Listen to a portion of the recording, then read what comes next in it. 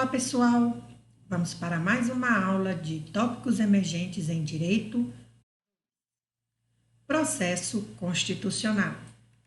Eu sou a professora Maíra Bogo Bruno.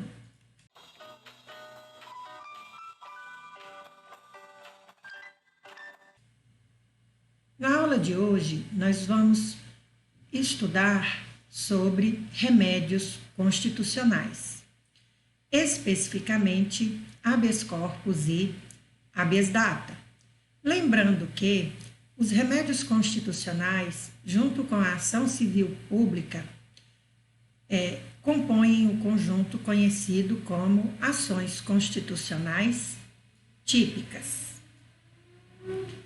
Então, as ações constitucionais típicas são mandado de segurança, mandado de injunção, habeas data, habeas corpus, ação popular e ação civil pública. Os quatro primeiros são conhecidos como remédios constitucionais. Eles têm esse apelido porque eles são os instrumentos utilizados pelo legislador constitucional originário para proteger os direitos fundamentais, aqueles direitos cuja violação implica num dano ou prejuízo muito grande ao seu titular. E por isso, eles precisam de uma tutela efetiva e urgente para restabelecê-los. Então, na aula de hoje, nós vamos estudar essas 5 ações constitucionais típicas. Os 4 remédios constitucionais, mandado de segurança, mandado de injunção, habeas data, habeas corpus e ação popular, bem como a ação civil pública. Os remédios constitucionais são instrumentos jurídicos, ou melhor, processuais, para garantir o rápido restabelecimento dos direitos fundamentais quando violados por arbitrariedade ou abuso de poder. Por quê? Devido à importância dos direitos fundamentais para a dignidade da pessoa humana, eles precisam de um remédio efetivo e rápido para o seu restabelecimento. O primeiro remédio constitucional que nós vamos estudar é o habeas corpus. O habeas corpus tutela o direito de liberdade e pretende acesso prioritário e célere ao poder judiciário na busca de medidas que corrijam atos que violem ou pretendam violar o direito fundamental à liberdade de locomoção. Esse é o conceito doutrinário. O habeas corpus está previsto na Constituição Federal da seguinte forma: no artigo 5º, inciso 68. Conceder-se-á habeas corpus sempre que alguém sofrer ou achar ameaçado de sofrer violência ou coação em sua liberdade de locomoção por ilegalidade ou abuso de poder. Certo? Lembrem-se bem, né? Ilegalidade ou abuso de poder.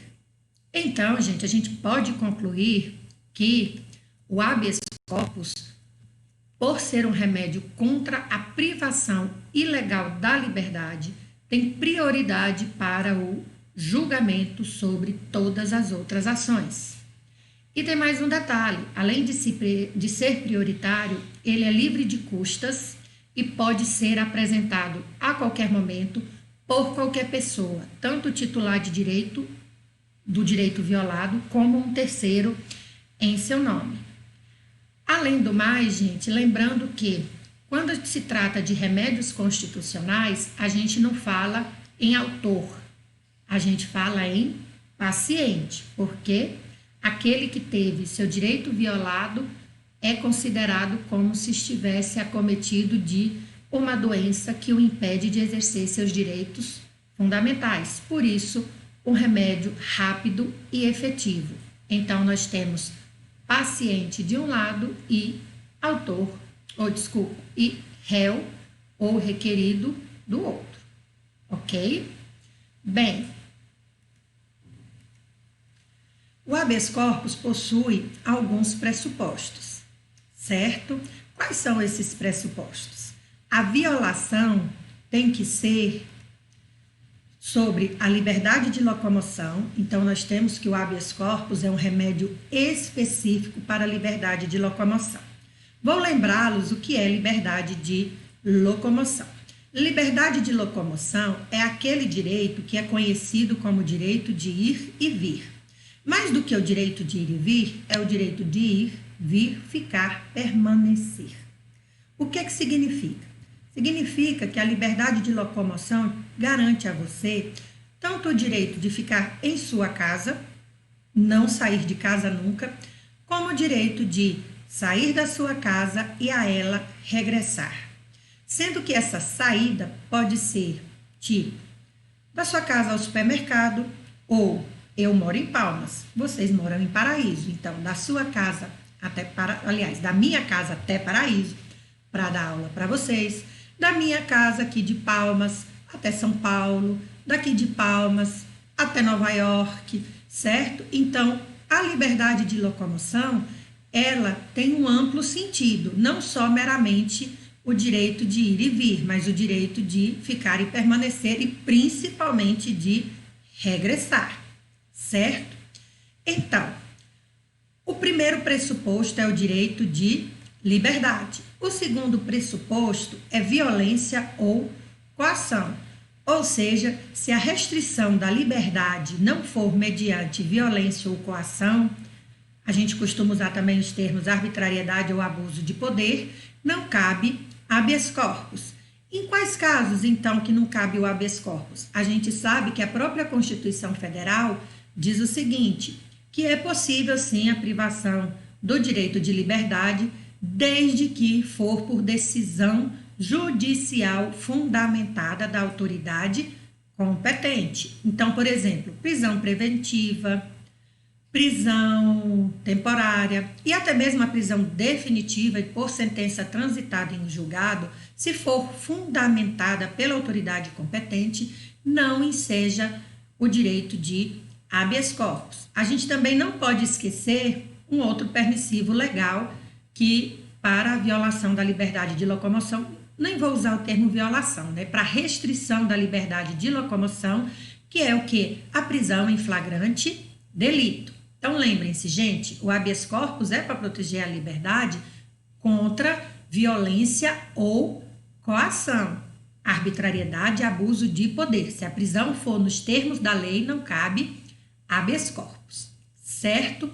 Agora, vamos passar a ver os casos em que há essa coação, porque nós estamos falando que tem que ter violência ou coação, tem que ter ilegalidade ou abuso de poder.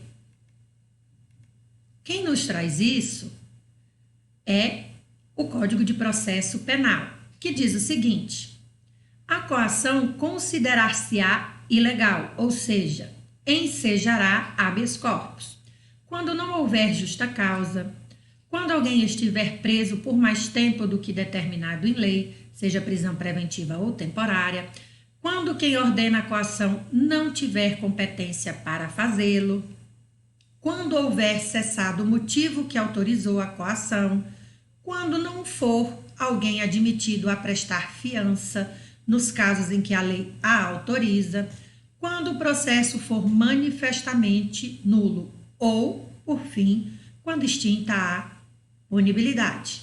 Então, gente, nesses casos aqui, se a pessoa tiver restringida a sua liberdade e se enquadrar num desses casos, a prisão é ilegal, é arbitrária, tem abuso de poder, está havendo uma violência, então por isso enseja o habeas corpus.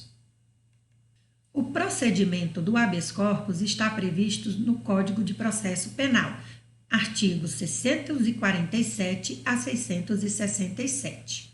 Trata-se de um rito especial, em que são dispensadas maiores formalidades, sempre em favor do bem jurídico maior, qual seja a liberdade de locomoção. Do ponto de vista processual, é bom lembrar que o habeas corpus independe de qualquer formalidade. Quando eu fazia faculdade, o professor costumava dizer que a pessoa podia escrever até no papel higiênico o seu pedido de liberdade. Lógico que a gente ficava pensando, ele vai escrever com o que nesse papel higiênico, né? Bom, mas não recomendo, tá, gente? Embora realmente não tenha exigência legal nenhuma para habeas corpus, né? O ideal é que, como é um direito tão importante como a liberdade, você procure um advogado, ou se em vocês sendo advogados, vocês façam uma peça bem fundamentada para não correr o risco do seu cliente ficar prejudicado, tá? Bom, o habeas corpus, então, gente, além de não ser tão formal, o habeas corpus é um processo de cognição sumária. O que significa isso? Significa que não tem aquela dilação probatória com inquirição de testemunha, perícia, etc. e tal. Então, desde a inicial, certo, deve ser exigido direito líquido e certo para a sua impetração. Assim, todas as provas que comprovam os fatos alegados, ou seja, a violência, a coação, a arbitrariedade, o abuso de poder, devem instruir a pressa inicial, certo? Então, o habeas corpus não tem formalidade para a sua impetração, tá?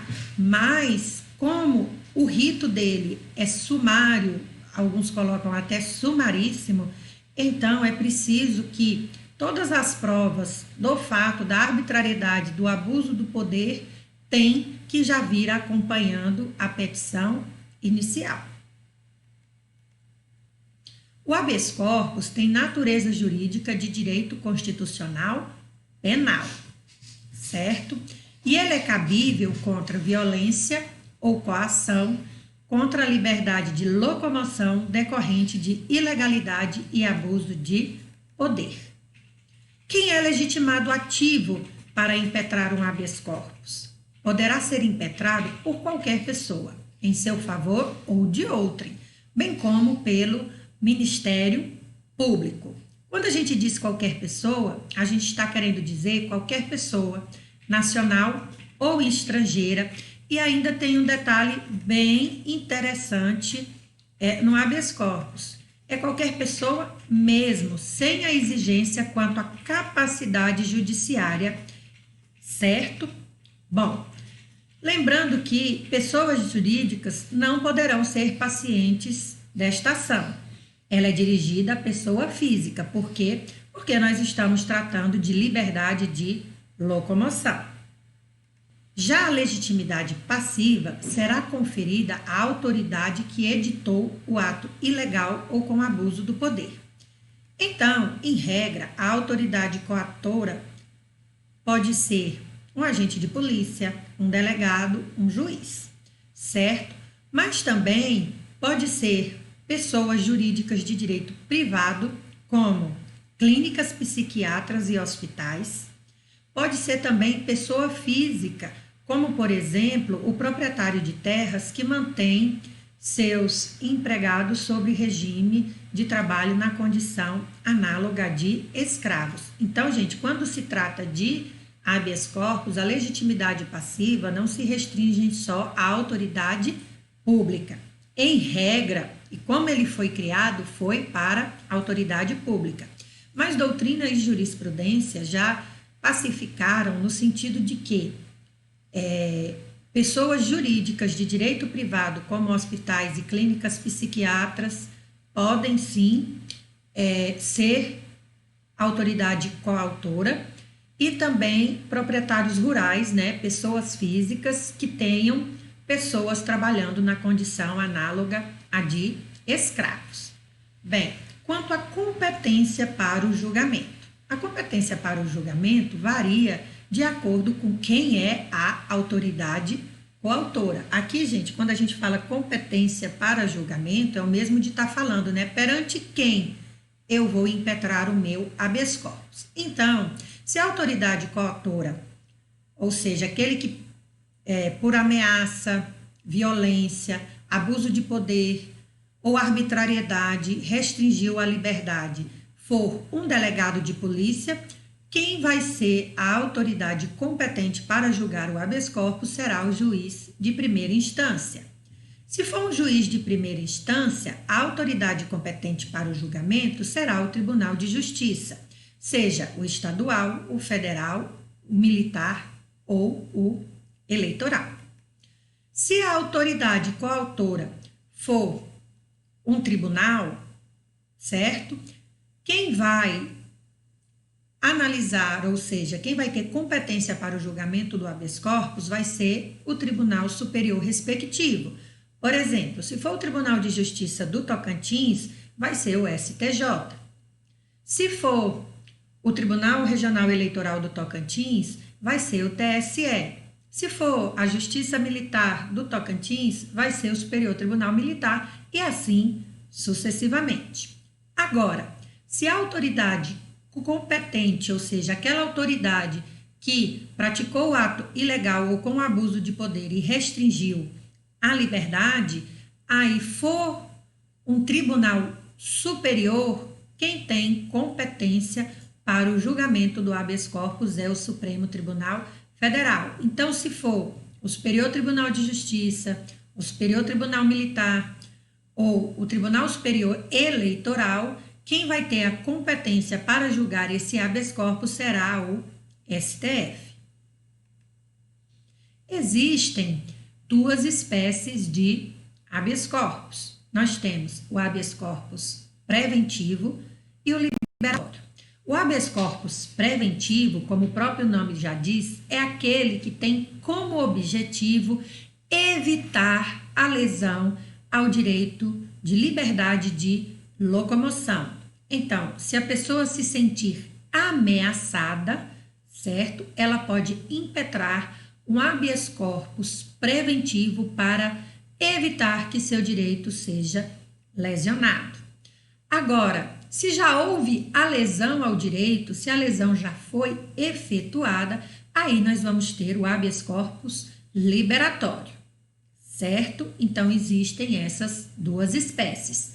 Uma é preventivo, se for apenas ameaça de lesão. A outra é liberatório, se a lesão já for efetuada. Bem, aqui nós terminamos o estudo do habeas corpus. Agora, passaremos a estudar o habeas data. O que é o habeas data, né? O habeas data é o instrumento constitucional mediante o qual todo interessado pode exigir o conhecimento do conteúdo de registro de dados relativos à sua pessoa, a retificação quando as informações não conferirem com a verdade, estiverem ultrapassadas ou implicarem discriminação, ou ainda a anotação em assento de contestação ou explicação sobre dado verdadeiro, mas justificável e que esteja sob pendência judicial ou amigável. Então, gente, temos que o habeas data é um remédio constitucional, certo? Que pode ser ministrado para curar a doença, que é o quê? A restrição de informações pessoais. Isso pode ser tanto no sentido de negar a informação, como no sentido de omitir a informação, ou muitas vezes a informação é prestada, mas aí verifica-se que aquela informação está equivocada. Então, o habeas corpus pode ser utilizado também, tá, para corrigir ou retificar as informações. E um terceiro uso do habeas data, salvo engano eu falei habeas corpus, né? Não, é habeas data, tá? E um terceiro uso do habeas data é quando você vê que aquelas anotações estão, como é que eu vou dizer, estão insuficientes, aquelas anotações não estão completamente, né, ali, aí você pode usar o habeas data para complementar as informações sobre a sua pessoa. Então, o habeas data, gente, são 3 usos, né, que a gente tem para conseguir a informação, se ela tiver sido negada ou omitida, para retificar informação que não condizer com a verdade e para complementar informações que estejam insuficientes, incompletas ou ambíguas. Tudo bem? A Constituição Federal trata o habeas data da seguinte forma, né? Lá no artigo 5º, inciso 72. Para assegurar o conhecimento de informações pessoais relativas à pessoa do impetrante, constantes de registro ou banco de dados de entidades governamentais ou de caráter público, certo? Para retificação de dados, quando se prefira fazê-lo por processo sigiloso, judicial ou administrativo. Bem, lembrando o seguinte, que como o habeas corpus, o habeas data também é gratuito, certo? Não tem custas e nem honorários sucumbenciais. Por quê? Porque como o habeas corpus, o habeas data é um remédio para curar a lesão a um direito fundamental, que são imprescindíveis para a dignidade da pessoa humana. Então, tem que ser um remédio rápido e efetivo. Por isso é que é gratuita a sua ação e também não tem custas, que é para garantir que o maior número de cidadãos possam ter acesso a esse remédio. Quais são os pressupostos do habeas data? Aqui, gente, tem um detalhe importantíssimo, né? Primeiro pressuposto, informações pessoais, certo? Se o habeas corpus pode ser impetrado pelo interessado ou por terceira pessoa em seu nome, o habeas data não. O habeas data, o legitimado, é sempre o proprietário da informação, ou seja, é sempre aquele cuja informação trata, certo? Outro pressuposto é conhecimento ou retificação de informação, sendo essa retificação tanto para corrigir como para suprimir ou acrescentar novas informações. Tem que ter banco de dados de entidades governamentais ou de caráter público, recusa ou omissão ilegal em prestar as informações. Aqui, gente, quando a gente trata de banco de dados de órgãos públicos ou equiparados, a gente está querendo dizer o quê? Esses bancos de dados podem pertencer a órgãos da administração pública direta e indireta e pessoas jurídicas de direito privado, por exemplo, partidos políticos, empresas de cadastramento, empresas de proteção a crédito ou qualquer outro segmento de banco de dados que tenham informações de interesse público. Qual que é o procedimento, né, do habeas data? O primeiro detalhe sobre o procedimento do habeas data é lembrar o seguinte, né, já falei isso, mas é bom fixar, que é o quê? O habeas data, ele tem natureza jurídica de direito constitucional civil e personalíssima. Personalíssima significa o quê? Apenas o detentor do direito de informação pode ser legitimado ativo. É um procedimento especial que está previsto na Lei 9.507 de 97. Então, além das normas gerais do processo civil, o habeas data também segue um rito especial, não também, né? Prioritariamente o rito especial da Lei 9.507, complementada pelas normas gerais de processo.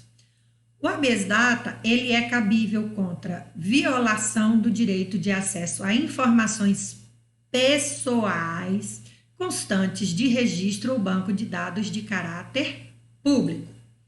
O processo de habeas data, gente, vou fazer aqui uma observaçãozinha para vocês, tá? O processo de habeas data, ele tem prioridade sobre todos os atos judiciais, salvo o habeas corpus e o mandado de segurança. Por quê? Porque o legislador entendeu que o direito de liberdade tem prioridade sobre os demais por causa da gravidade de sua violação, depois o direito líquido e certo e depois o direito de informação.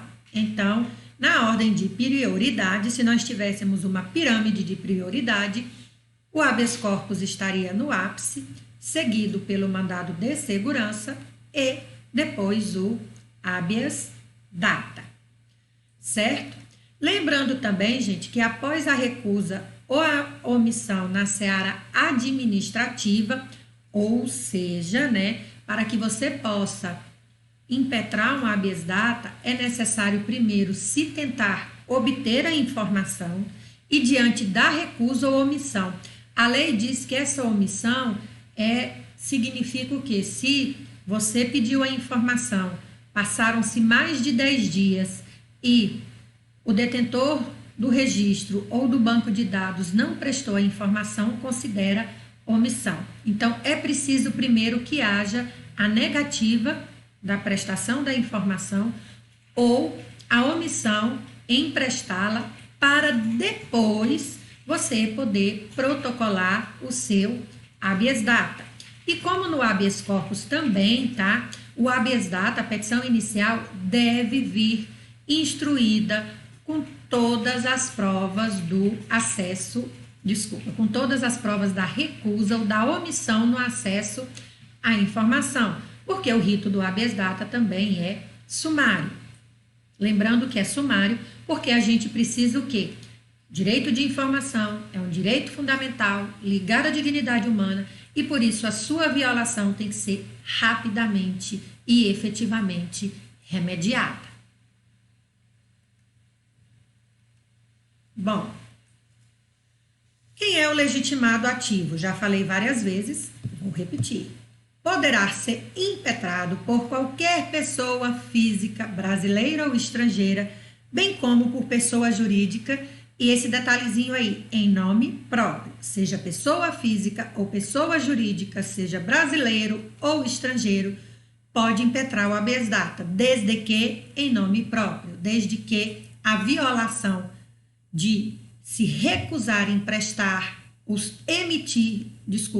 omitir informação tem que ser da própria pessoa que vai impetrar o habeas data. Legitimidade passiva. Será conferida à pessoa jurídica de direito público ou privado, desde que detetoras de registro ou banco de dados de caráter público. E a competência? Bom, perante quem você vai impetrar o seu habeas data, ou quem é o órgão competente para o julgamento da sua ação. A competência para o julgamento do habeas data, gente, está na Lei 9.507/97. E ela diz o seguinte, né?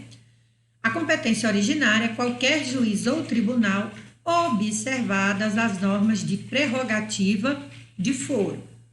Ou seja, vocês estudaram em processo civil que mesmo os tribunais superiores e mesmo o STF, dependendo da matéria ou dependendo da pessoa envolvida, né, tem competência originária para o julgamento de ações. Dentre elas, obviamente, o habeas data. Recursal. Tribunais superiores, né, se o habeas data tiver a competência originária de tribunal superior, vai ser o STF que vai julgar o habeas data. Se a competência originária for dos tribunais regionais federais, será do Superior Tribunal de Justiça. Se a competência originária for do juiz federal, será do Tribunal Regional Federal. E se a competência originária for do juiz de primeira instância, né, da Justiça Estadual, será os tribunais de justiça estaduais.